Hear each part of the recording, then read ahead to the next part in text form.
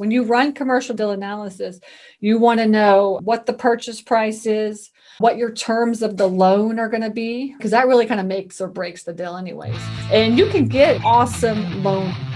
You're listening to The Life and Money Show, a podcast that brings you the stories and strategies of people who are living a meaningful and intentional life by design, building true wealth for their families, and impacting the world around them. And now here are your hosts, Annie Dickerson and Julie Lamb. Hey everyone, Annie Dickerson here together with Julie Lamb. Julie, how are you today? I'm doing fantastic. I'm kind of tired of being stuck inside though. It's been so cold here. I know we always talk about the weather, but it's such a defining thing for me. I don't know why. If it's like a beautiful day, I'm like in the best, happiest mood, but it's been really windy and breezy here. But I know it's windy where you're at, but warm. So you're lucked out that you're not here in the Bay Area where it's chilly, but yeah. What's going on with you? It's a nice sunny day, but yes, it's so much wind here in the desert. We're in the Palm Springs area. And yesterday we were able to go see some friends in a much less windy part of the Palm Springs area, the La Quinta area, which for anybody, any of our listeners who watch The Bachelor and Bachelorette, which is like my secret guilty obsession, one of the recent seasons was filmed at the La Quinta Resort, which we drove by. So that was anyway, sounds like fun. I digress. Let's talk about our guest today, who is Stacey Rossetti. She's fabulous. She started out with wholesaling and rehabbing, and then made her way into self-storage once she realized that she really wanted to be more of a passive investor. And so she talks on the show about that journey, how she made that realization and what she did next, the coaches that helped her along the way, as well as the parts of her story where she kind of just figured it out on her own. And that's something that, we talk about a lot is, don't get stuck in that analysis paralysis, just jump in, do it, and then sort of figure it out along the way. And that's one of the things that I love about Stacey's story. Yeah. And I think the thing that I took away too is, one of the things that she talked a lot about in the first half of the show was coaching and being coached and having coaches. And that's something that you and I have believed in from the very beginning when we thought, we're like, okay, we're going to get into this business a little bit more seriously. We need to get a coach. And as I said on the show, we probably have more coaches now than we had when we first started because we see what works, right? And so, hearing about her journey and hearing that coaching was a big part of that as well is a good reminder for everyone out there that if you really want to get serious in the business, hire a coach. It'll shorten the time that you're going to spend learning about all of this that we do. But something else that I thought was really interesting that she talked about, and this is something that I kind of have thought a lot about too in the last year or so, but she says that, after she, had been in the wholesaling space and rehabbing and whatnot, so she'd already kind of been in real estate for a while, that she kind of realized when she got pregnant with her daughter that she wasn't so focused on passive income, like really heavily to the point where she could not do anything anymore and she would still have a bunch of money rolling in. And so there was a point along her journey when she got pregnant with her daughter that she realized that she needed to have a focus on building passive income streams. And I think it's such an important thing for everyone who's thinking about getting active in real estate, not to forget about simultaneously being active, but also focus on building up your passive income portfolio. Because otherwise, at the end of the day, what are you doing? You're trading one job for another, right? You quit your W-2 to get into real estate, and sure, it's fun and we love it, and the people are great and all of that stuff. But at the end of the day, if you stop working, the money stops coming in, right? So always have that continued focus on building those passive income streams is something that I took away from her conversation. Such a good tip. And I love that Stacey, as soon as she could, she started giving back through teaching others. So she created REI USA as well as Storage Nerds, where she teaches other people how to get into self-storage investing. And so, for all our listeners, that's something that Julie and I are passionate about as well. Not necessarily the self-storage, which we love, but just paying it forward and teaching others what we've learned about passive income, as well as real estate syndications and real estate investing. So for anybody who's new to that space, the best place to get started is to grab a copy of our book, Investing for Good. We've got a free hardcover copy for all of our listeners. Just go to goodegginvestments.com/book. Now with that, let's dive into our conversation with Stacey Rossetti.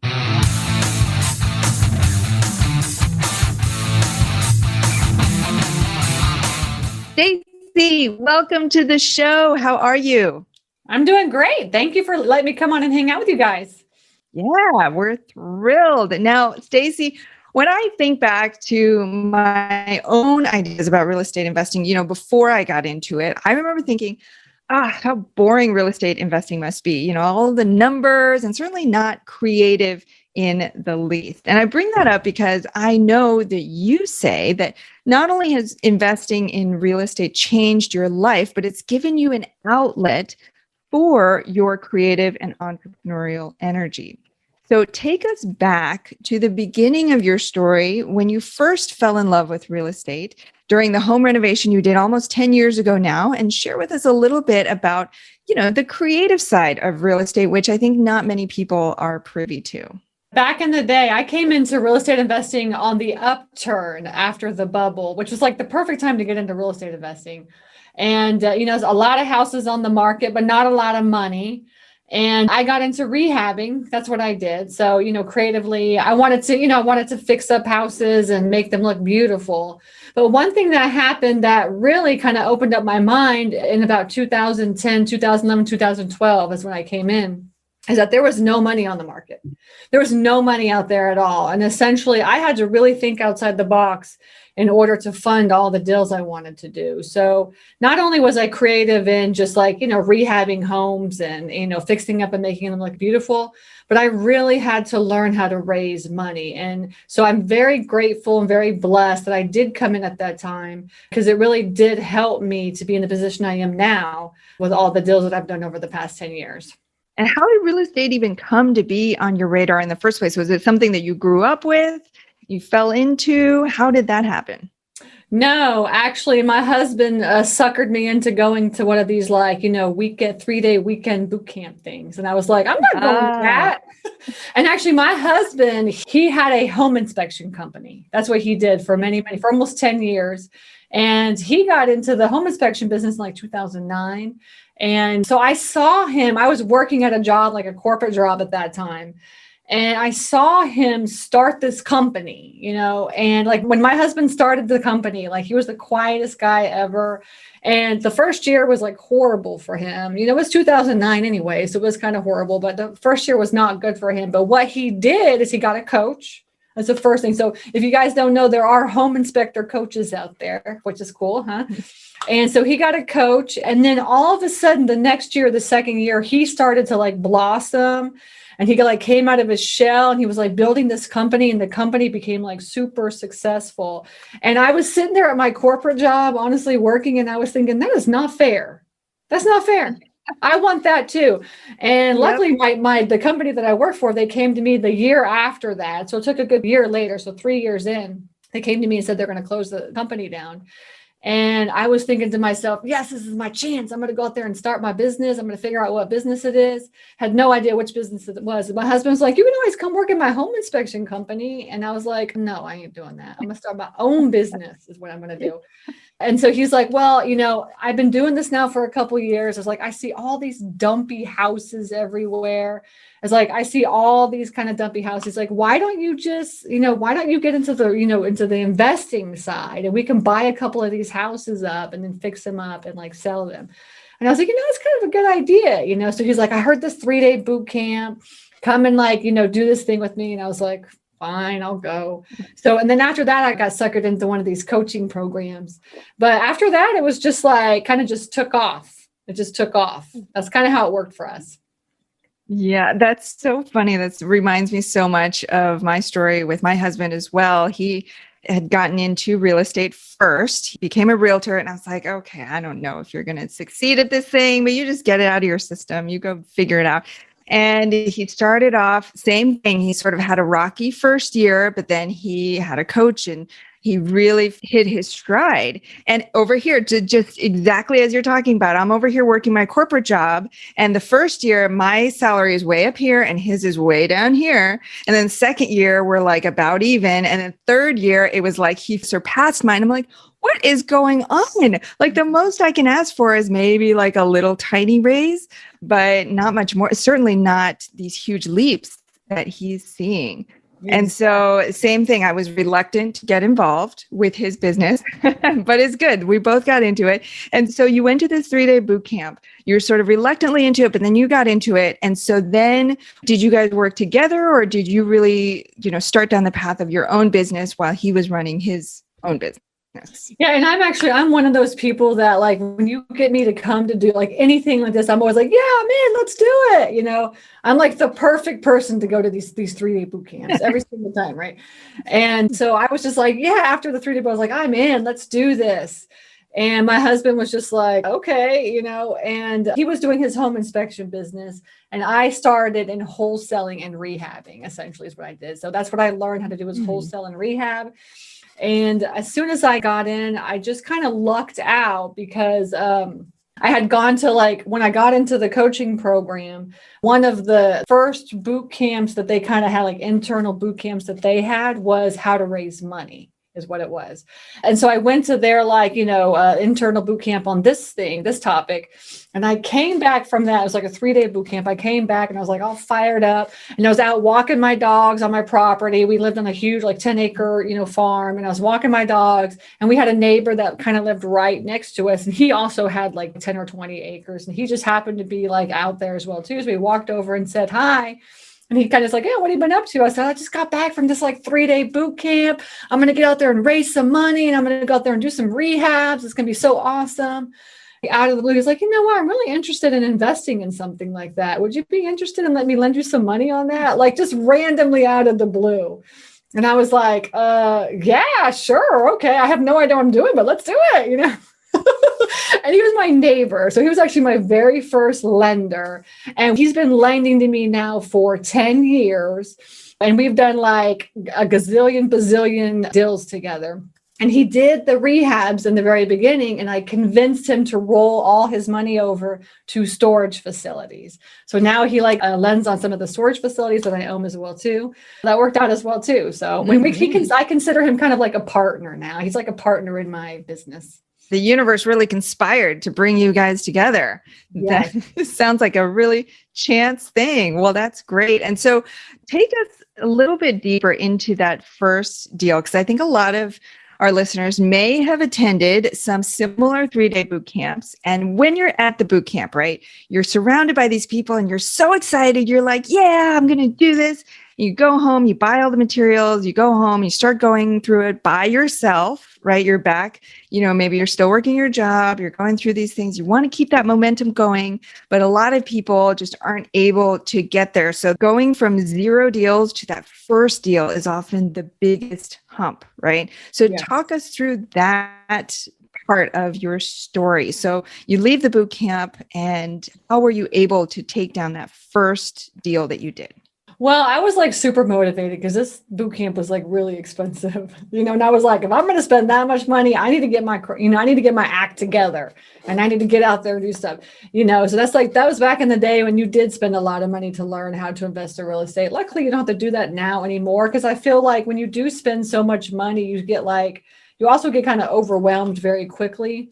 So I always tell my students as well to look for coaches that they don't require you to pay so much money up front. That way you can utilize that money to invest in other deals.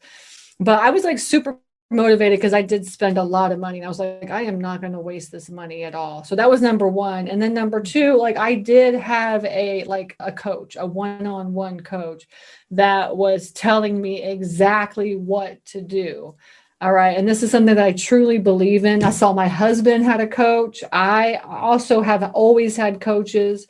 And so, and that's the type of thing is I had no idea what I was doing. And essentially, I just was able to talk to this person, and this person would tell me exactly what to do. And I'm the type of person also, I'm very coachable, very, very coachable. You tell me what to do and I will do it. But I'm not going to sit there and try to figure it out, because I just don't have time for that, and I still to this day have coaches. I still I have an online marketing coach. I've got real estate coaches, so you just have to be coachable. You have to listen, and you really have to take charge. I tell my students all the time is what you focus on expands, right? What you focus on and make it a priority.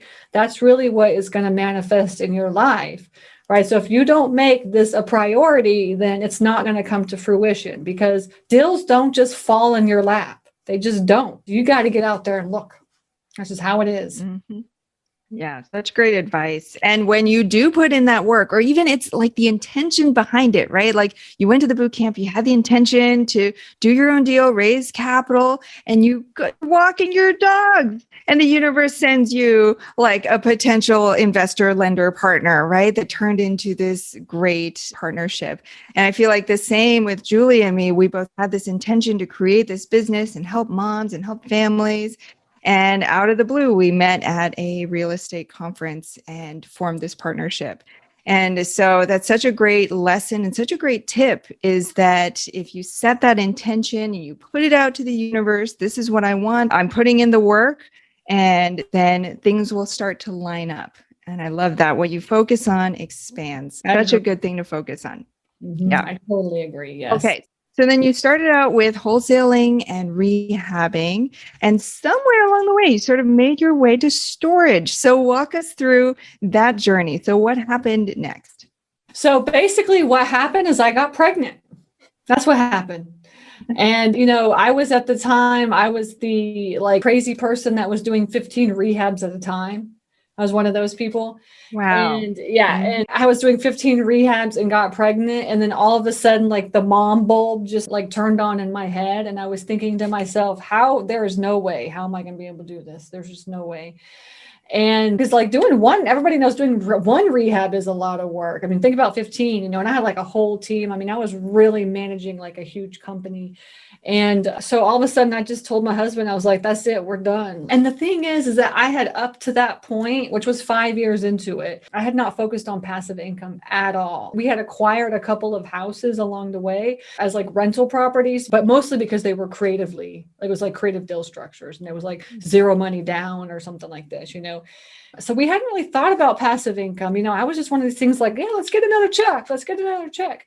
And once I got pregnant, I started just kind of freaking out a little bit, honestly. I have a realtor that I've been working with for 10 years also as well, too, like one of the very first people that I started working with. And he would be the one that would go out and find all my properties for me. And I bought most of my houses. I bought off the MLS. I bought like 80% of my houses off the MLS. This is back in the day when you could do this. And so I just went to him and I was like, look, like, I'm not buying any more houses. Like, I just can't do it anymore. Like, I need to finish these houses. And I also had like a huge amount of houses in the pipeline as well, too. I was like, I just got to finish these houses. That's it. And so I said, you need to get out and please start looking for like passive income for me. Because what I can do is all of the investors that I have for all these properties that I have, I can just roll that money over into like either a portfolio or maybe a multifamily or something that's like passive income. And so he got out there and started looking, and he just, the very first thing that he found was a storage facility that had been sitting on the market for 5 years. And he was like, hey, this storage facility has been sitting on the market for quite a while. He said, probably because it's not worth what it's, listed at. He's like, you want to go take a look at it? And it happened to be like 20 minutes from my house. So it wasn't even that far away, which was awesome. And I was like, yeah, I'll go over there and take a look. I had no idea about storage facility. I had no idea. Back in the day, there was nobody that taught you how to invest in self-storage. And really, there are not a lot of people that do that even right now, because it's such a small niche. There's only 50,000 storage facilities in the country. And if you think about it, if there's 50 states, there's 1,000 in each state. And probably 80% of all those storage facilities, 20 to 25% are owned by REITs, Cube Smarts and U-Hauls and stuff like that. 75% are owned by mom and pop shops. And a lot of these mom and pops are like me. They'll own like 2 or 3 or 4 of them, right? Which kind of even makes that number, that 700, even less to 500. There's only 500 people in the entire state that own like storage facilities. So it's a very, very small niche. And so nobody really gets in and kind of teaches you. And so I just like went out and took a look at this storage facility. And I drove by it, and it was the dumpiest storage facility that you ever saw, right? So for me personally, as like a rehabber at heart, I'm driving by this like storage facility and I'm like, I love you so much. Yes, I want you. Yes. And so now it was just like, okay, I went back to my realtor. I was like, yes, we want this. Like, now we have to figure out how to get this thing, at the right price and all this. And that's kind of how it started. But that was back in the day when a realtor could actually find you a storage facility. Now that's really, really hard to do. You really have to learn how to find good storage facilities to buy. But that's how it worked. So I'm curious, you find this storage facility, and for me, if I was, introduced to a storage facility, I'd be like, I don't care how dumpy or great or whatever it looks. I wouldn't even know what to really do with it. How did you go into the deal and analyze, right? Like, I'm sure you had to run some numbers, you had to figure out comps. Like, what does that look like? Because I'm sure there's some of our listeners out there who are thinking, this sounds like it would be a great opportunity. He's been on the market for 5 years, get it at a great price, fine. But how did you run the numbers, or how did you, I guess the real question is, how did you assess the opportunity? Yeah, so this is how I assessed it, because I had no idea how to assess it. Okay. Right. And remember, self-storage is commercial real estate. So really, truly, if you want to get into self-storage investing, you have to learn how to run commercial deal analysis. Okay. Like, you do not want to do what I did, and I've talked to many people over the past couple of years where they've hired me as like a consultant to run their deal analysis, and they've bought it at the wrong price and stuff. So don't do it the way that I did it on the first deal. Actually learn how to do it properly. Right. And storage facilities are analyzed as warehouses. They're warehouses. That's what they are. Right. So warehouses in the commercial world are analyzed by square footage, total square footage. Okay. If you want to be a storage nerd, right, then you're going to start learning, how to talk the lingo. And basically, you're going to buy a storage facility. You don't say, I'm going to go out and buy a unit or anything, like a storage unit or anything. And you don't talk about doors in the self-storage world. You don't say, oh, yeah, it was 100 doors or whatever, right? Because that's like a multifamily thing. That's not like a storage thing. So you want to learn how to talk the lingo, and you want to learn how to run commercial deal analysis. When you run commercial deal analysis, you want to know what the purchase price is, what your terms of the loan are going to be, right? Because that really kind of makes or breaks the deal anyways. We'll get back to our conversation with Stacy in just a minute.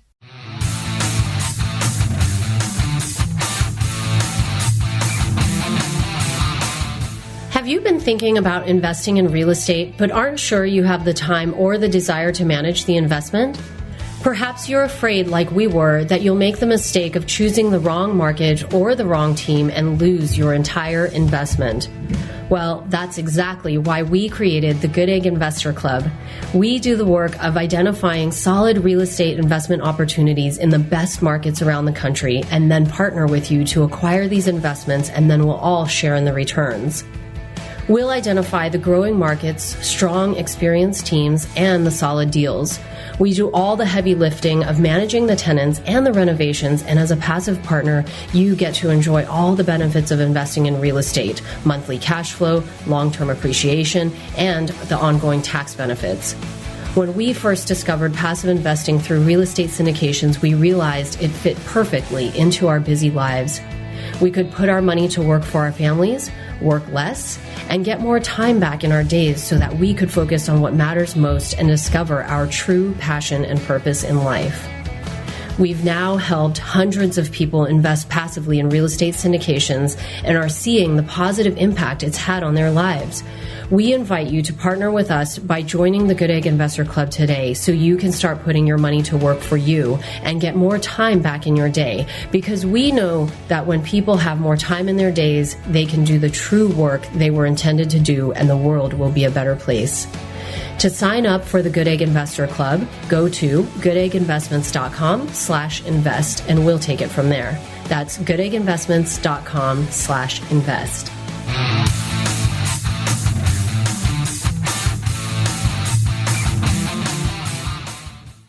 And now, back to our chat with Stacey Rossetti. And you can get awesome loans right now on storage. Banks love storage facilities. You can go to like a local bank. You can go to SBA. You can get great terms on loans. You need the purchase price, the term of the loan. You need the total square footage, the annual income, the market cap rate, the vacancy. Is it full? Is it not full?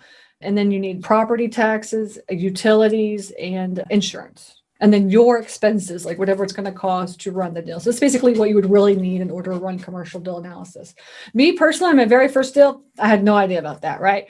So essentially what I did is I met the owner. I told my realtors, like, I want to meet the owner and go out there and just talk to him and just see what he says or whatever, and his name, and it was called Big John's Storage Facility. I told my realtors, like, I want to meet Big John. All right. So we drove out. My husband came with me, and I took one of my lenders. All right. Because I already knew it was going to be a good deal. I had to figure out how to get it at a good price. So I took the lender that I thought would be the best one for the deal. I took him with me, and I took my husband with me. And I said, and I met Big John. Big John was 88 years old. All right. And he built the property in 1980. So he had it for like a bazillion years. Okay. And he was tired of it. He did not want it. And his wife had been wanting to move to Florida for 10 years. And but especially in the last 5 years, and especially in the last year. Right. And so we walked around the property, and he's told us his life story. And basically what I did as I walked the property is I looked at the property and kind of analyzed it in my mind. This is what I did. So it was a long, skinny row of units. Each unit was a 20 by 10, and there was 64 of them. Okay, so 20 by 10s times, if you do that by 20 by 10, you can also make it in 10 by 10, right? So essentially 64 20 by 10s, or I guess 140 something 10 by 10s, right?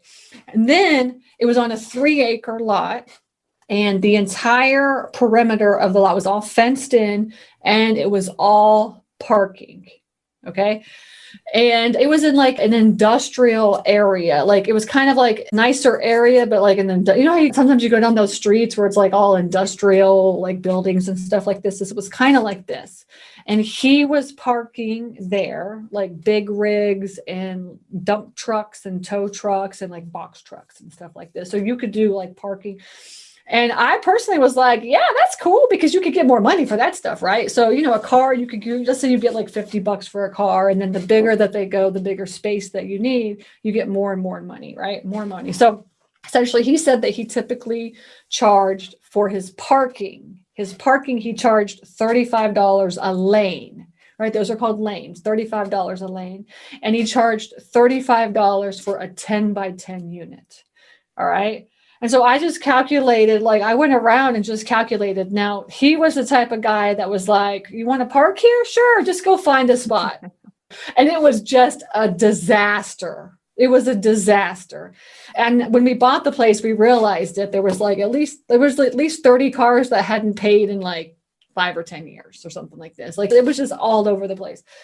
And so we walked to the perimeter and checked it. And it was also a dumping ground. Literally, it was just it was the worst property that we've ever bought. And we're on our 9th one now. So, and we walked around while he was telling us a story. I told my husband, I was like, kind of calculate what you think, and we'll compare numbers. What do you think we could make? How many lanes can we make? We didn't know what it was called, lanes. We called how many parking spots can you make? And then we run around and calculated, and he came up with 60, and I came up with 55 to 60 or something. We're like, okay, that's good. So 55 to 60. We knew that it was $35 for a 10 by 10. So he had 120, I guess it was 120, whatever it is, 120 something. So we calculated $35 times 120 and $35 for the 60 parking lanes. And then we came up with this number that was $6 or $7 grand. It was some random grant, whatever that number is. Y'all can all calculate this out. We came up with $5, $6, $7 grand for this thing. And so I said, okay, so how much are you making per month? And he said, yeah, I make around maybe $2,300 a month, something like this. And I already knew, just calculating, I was going to be at least $5 grand. Come on, And he said he was making $2,300. So he was making half of what is possible, or, less than even more. So in my mind, I just was like, okay, that's at least 50 cents on the dollar. Right, or something. That's kind of how I calculated it. Mm-hmm. I said, I'm very interested. I want to buy this. Let's go into your office. There's a little tiny office right there. It's let's go into your office and let's try to figure out how we can run the numbers. I was looking at my lender, and I was like, what do you know? My eyes were kind of this is a good deal, And so you could tell that he was just like, yeah, whatever let's just see what we can get for this thing. And it was on the market for $500,000. Okay. Now I know that, about 75 to 80% full, it's worth $500,000. He said it was full. He's like, I said, is it full? Like, everybody's paying. He's like, oh yeah, it's full. He's like, and I was like, how is that possible that it's full? And he's only making $2,300 a month. There's like no way. Right. But he was like, yeah, it's full. And after we bought the place, we realized it was full of like everybody's crap and nobody was paying. Right. So anyway, so we went into his office. This is the best part. And I was like, okay, let's talk the numbers, John. I was like, we got to figure this out. I was like, I'm not going to be able to pay $500,000. I was like, my lender's right here and we are ready to like close on this and buy this from you. And he said, I'm going to show you my numbers so you can look at them. And so what he did is he opened up the drawer in his desk and he pulled out a ledger. And the ledger was like, I don't know, it was like this full. It's like huge, like 6 inches full, right? From like 1980 and to now. And he had just been like, putting it down in his little thingy, writing it down. He was like, these are my numbers from the last like year or whatever. And he was a cash only business. And if he got any checks by chance, he would deposit those. So he could show proof of that. But he could not show proof of like any cash. Like he just pocketed that stuff. You know what I'm saying? And that's what a lot of storage facility owners do. A lot of them. They'll be like, oh, I got some land over here. Let me just throw up some storage facilities. And like, we'll just like call, I'll just pocket all this money. And what storage facility owners don't realize is that they're kicking themselves in the butt when they do that. Right? Because in the commercial investing world, like we all know that it's income based. It's income based, right? You have to be able to show how much money you made so that you can sell it for top dollar, right? So you want to get in there. And like when I talk to an owner that's running the storage facility completely awesome, and they're like, yeah, we're 90% full. I'm like, okay, well, you're gonna be able to prove that with your P&L and your balance sheet. And they're like, oh yeah. And they'll just like show that to you because they want to sell it for top dollar, right? Well, John had none of this, right? He had nothing. He just had a ledger. He was like, you can have my ledger if you want. So I was like, I don't need your ledger. I said, I'm going to explain this to you, John. Okay. This is how it works in the commercial world. I said, you have to be able to prove how much money that you're making. And so the reason this property has been sitting on the market for 5 years, you can only have somebody that buys it with cash. That's it. You can only buy it with cash, right? You want somebody to have $500,000 cash to come and buy this property. And there's nobody that's going to do that, especially if you can't show your numbers, right? So because of that, I'm going to give you an offer and it's going to hurt you when I give you this offer. I'm just preparing you. All right. I'm telling you that this is what the property is worth. Okay. My lender's here and he's here and he's ready to put this money down so that we can do this and close this. Because I know you want to move to Florida. Your wife wants to move to Florida. So I think if you can agree on this, we can get this done. Y'all can just be out of here. And he said, what's the number? And I said, I'm putting an offer in for $200,000. That's my offer. Poor Big John. I had Big John. I had no idea what this property was worth. I was just like, 200 sounds good, And in my mind, I was like, yeah, 250 is a good number. So I said 200,000. And I looked at my lender. I was like, is that okay? And he said, yeah, like obviously just going along with it. He didn't care. And so then John was like, no, I'm not selling it for $200,000. No. Okay. Well, look at all these ledgers. This is years of ledgers. Exactly. I can't do that. It was the best thing. And then so he's like, I'm not selling it for 200. It's okay. Well, that's our offer. So just, think about it. If you change your mind, just let us know. And, we can always come up with something. So I left, we all left and I left with my lender and he was like, that thing's worth like at least $600,000, $700,000, $800,000, right? If you fill that up. And I was like, it is really? Yeah. And so he called back the next day and he said 250 is what he did. And in my mind, like you said, I already knew it was going to be 250. He said 250 and I'll do it. And I said, okay, 250 sounds good. Oh my goodness. So anyway, so we went in there and started cleaning that thing up. We're now 100% full. We've had it for 5 years. And that thing is worth at least $800,000. And it's not even like we have all lanes filled. And actually we have probably about 75 lanes of parking. And to come to find out, like $35 was like a quarter of what he could have been charging for this thing. Like we called all the competition to see what everybody's charging. And they were charging for like a 10 by 10, like $70 a month or something. And he was charging like $35. And it took me a year. I was too afraid to even raise the rents. This is like, because I had no idea what I was doing. And it took us a year to raise the rents. But when because I thought everybody was going to leave, I raised those rents, and I raised the rents. And guess what? Nobody left. Yeah, it's always like that, right? You're afraid to make that move. But when you do, and you're sitting there like biting your nails and you're like, oh my gosh, is everybody going to leave? And no one goes. No one goes. And it's like the frog in the water thing, right? Where you drop the frog in the water and then you slowly increase the temperature and they don't leave and they don't jump and slowly. Well, we know how that story ends. But I think the one thing I want everyone to take away from this story, you guys, is that Stacey's journey was not one filled with, really high level analysis. And yes, you said it's not the way you're supposed to do it. But the point is that I think a lot of people get hung up on, I'm not a real estate investor. I don't know what I'm doing. And I don't know the numbers. And how am I going to do? It's all these roadblocks that prevent you from ever getting started. And if you look at the way Stacey talked about this, it's like, okay, how many units times how much is he getting? You should be able to see what the property can earn you, right? And then thereby figure out what the value is. Like, it doesn't take rocket science. It's just simple math. And even that translates over to multifamily too. When you think about how many units you have, 100 units that are renting for $1,000 a month, you should be able to tell what the gross annual income is. It's pretty easy. And generally speaking, expenses trend in multifamily like around 45 to 50%. And you just do the quick math. So I think the takeaway from your story is just that things don't need to be really high level. It's really just going in and kind of, running some numbers and doing some math. So you did that first property, and then you've done now 8 more after that. In that journey of doing 8 more, was there anything that kind of stood out in terms of like challenges that you faced, or successes that you had, big wins? Like, what over the next 8 deals that kind of stand out in your mind? So now I just the first one was the hardest, and it did take us I would say a couple of years to just figure that one out. It took us about 18 months to really start even turning a profit on that and everything. Cause we just we had no idea what we were doing.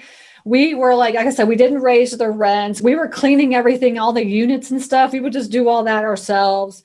And I mean, it was all very hands-on, we take our daughter, her name is Lillian.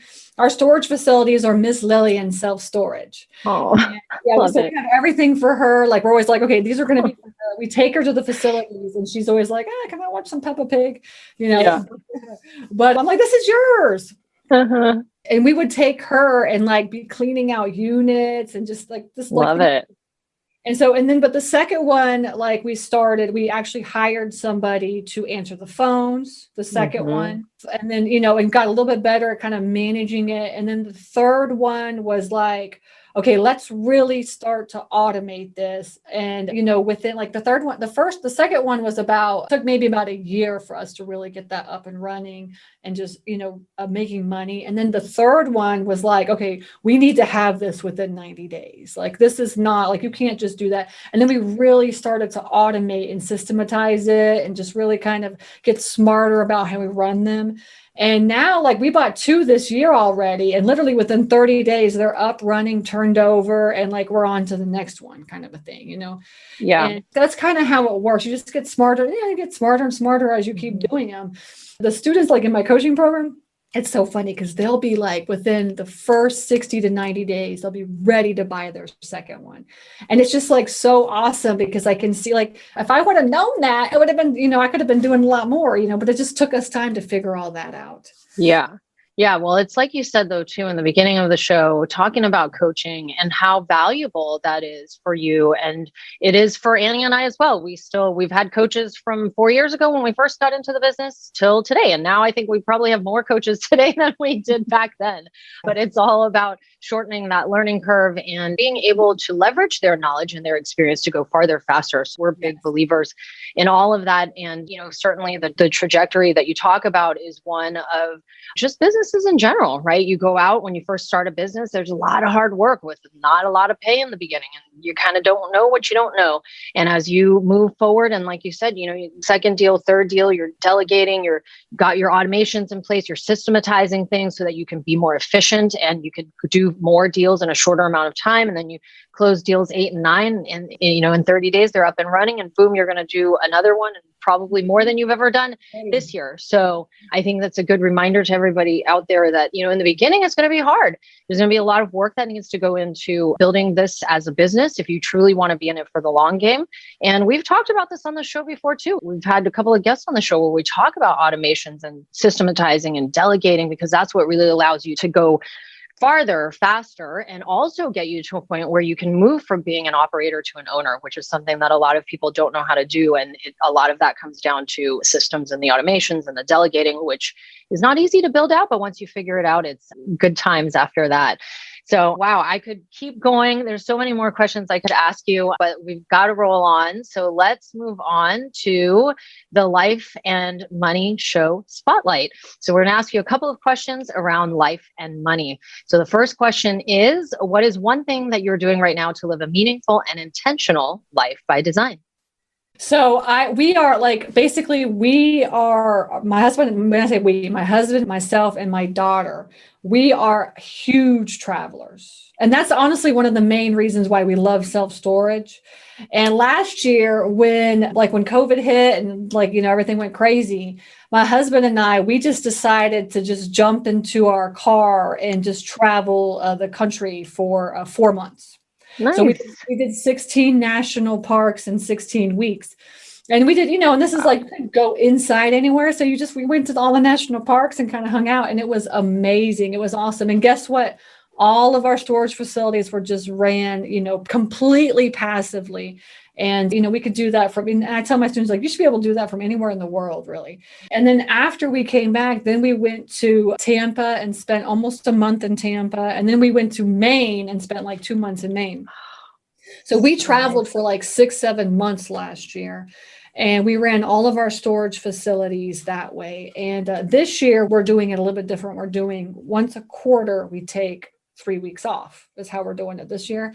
So it's just travel for us and spending all that time together and just really designing our life around being able to go not only to visit family, but to see other parts of the world as well. Love it. Well, you're speaking our language. That is exactly what Annie and I love to do as well. In fact, that's what Annie's doing right now. She's on a Airbnb road trip. She'll be on the road for the next month or so. And I know a lot of our listeners have a value for the same lifestyle. So, certainly why we've gotten into it and why I know a lot of our listeners have gotten into it as well. But that's super inspiring. 16 national parks in 16 weeks. Wow. I think she's got you beat there, Annie. Oh, definitely. But we just stayed in Airbnb the whole time as well, too. It was oh, you have an RV? We used to have an RV. We sold it, or we didn't sell. We gave it to my husband's father. We gave it to them. And we just stayed in Airbnbs. There's not enough Airbnb in the world. They're all so booked and they're so expensive now. I know. I'm with you on that. Also a great industry to get into, I think. Yep. All right. Second question is, what is one life or money hack that you can share that will make an impact in others' lives right now? So, I think for us, we are very, very stringent on how we spend our money. We're the type of people. So, when they say your expenses are supposed to be 30% of whatever you do, your business, 30%, that's the rule for us, 30%. Our coach says marketing should be 8% of what you spend, so we that's kind of how we do it. We do the Profit First program. Have y'all heard of Profit First? Okay, so we focus on Profit First, which is basically like an accounting system internally for like business, like small business owners. And it really kind of teaches you how to, as a small business owner, how to manage your money. And we follow that, which is like exactly what I said. Like there's rules on like what your expenses are and how you manage your business. So just really following, like just really being smart about your expenses based on like the, versus like how much income that you have into your companies. That's a big tip for us. Love that. That's such a good tip. When I was first getting started, a lot of people, the one thing that they always say, I don't have money to invest in real estate. And the truth is that if you're kind of, strategic about the money that you have coming in and the money that's going out, you'll find the money. Everyone can find that money. If you're working a job, most people can adjust their living expenses to find something to put away, even if it's not a lot. Or the flip side of that, if you don't have a lot of money, is to figure out how to raise some money, right? Like that's what Stacey did in the beginning. And it was a skill set she said she valued. And that's a skill set that Annie and I have obviously perfected as well. So, but one way or another, figure out how to manage your finances and you'll be able to achieve the life that you want to have. So I love that. All right. Last question is, what is one thing that you're doing right now to make the world a better place? Well, so I am a very, very community-oriented person. And I used to own a REIA. I used to own the South Atlanta REIA. And that's like, and then what happened was like COVID happened. And then of course, like nobody's meeting face-to-face anymore, right? So if anybody here doesn't know what a REIA is a Real Estate Investors Association. I'm sure you guys have talked about this before on the show. And so I owned the South Atlanta REIA for many, many years. And then COVID hit. And what happened was we decided we went completely virtual.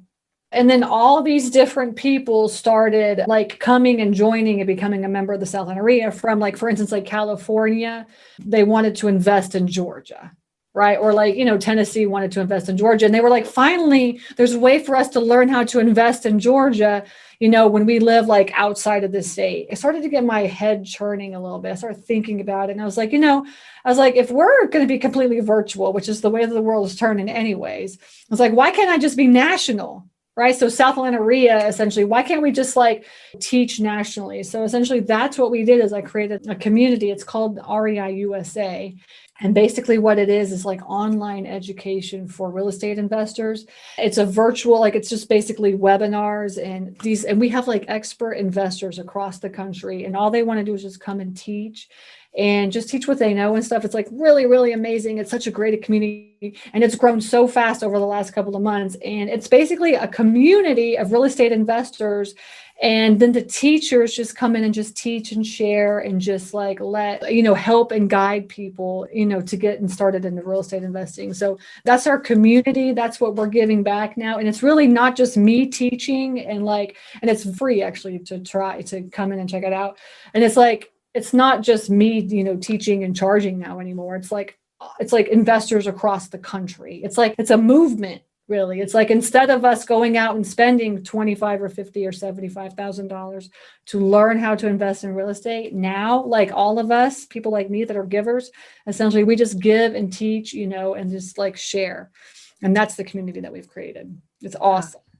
That's one of the best ways to give back is to just take that knowledge that you've taken so long through your hard work, through your weekends, working in this storage facility and figuring out the numbers along the way and taking that and sharing that with others to cut their learning curve in half and help them get to their goals faster. That's an incredible way to give back. So Stacey, tell our listeners if they want to follow up with you and learn more about all that you're up to, what's the best place they can go? So check me out at stacyrossetti.com. That's the best place. And there is where you'll find like information about REI USA. You'll find information about Storage Nerds. And you'll be able to, if you're whatever type of social media that you're in, then you can find that and you can just go check all that out as well too. But so stacyrossetti.com is the website. Stacey Rossetti, creator of REI USA and Storage Nerds. Stacey, thank you so much for being here with us today and sharing your amazing stories with us. Thank you. I appreciate it. I'm honored. I appreciate you letting me come hang out with you guys. You've been listening to The Life and Money Show, the #1 podcast for people who, like you, are living a meaningful and intentional life by design, building true wealth, and making an impact in the world. For more resources, check out goodegginvestments.com and be sure to join the Life and Money Show community on Facebook. And if you got value out of the show, please subscribe and give us a 5-star review so we can continue to bring you amazing new conversations.